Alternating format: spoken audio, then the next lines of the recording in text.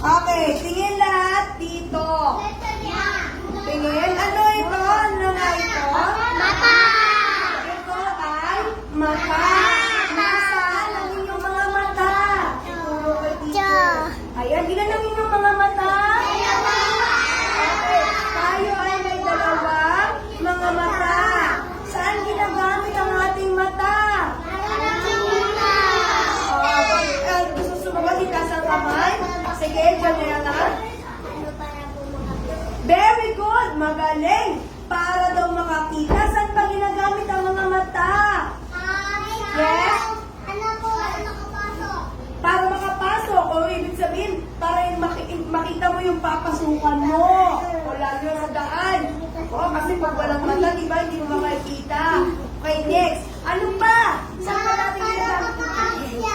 Para makakita, para makikita mo ang iyong daanan. Ano pa? Parang ano?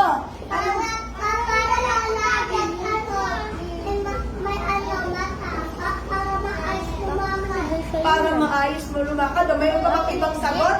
Bakit tayo may mata?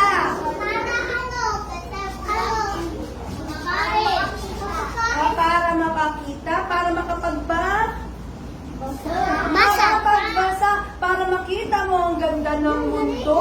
Makita mo si mama mo, ang ganda-ganda ng nanay ko, ang ganda-ganda ng teacher ko, ang ganda-ganda ng classmate ko, at ang gwapo ng mga kaklase ko. O diba, makikita mo ang kulay ng mundo kapag ikaw ay mayroong mata. Ito si mata, ito daw ang mata, at ito yung ma. Ang unang pantig ng mata ay ma. Tingnan nyo, may pagkakapareho ba? Tumingin kay teacher. Tingin kay teacher. Tingin dito kay teacher. Okay. Ito ay mata. Tingnan nyo yung mata, may parang pagkapareho.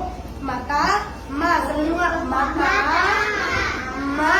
Ulit, mata, ma. Okay, tingnan natin ito. Ano ito?